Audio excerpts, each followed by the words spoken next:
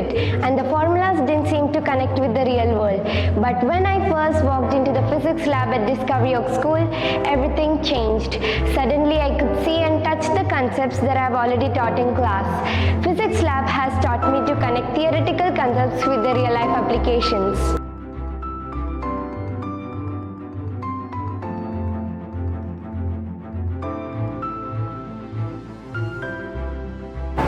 For example, I understood how weight changes with height by conducting experiments and seeing the results firsthand.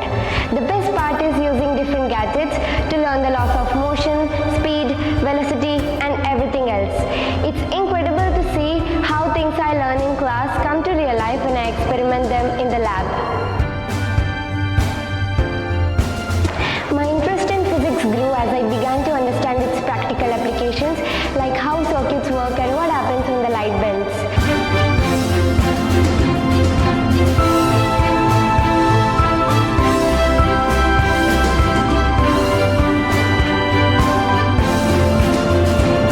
Using gadgets and doing hands-on experiments has transformed physics into something abstract, into something I can relate to.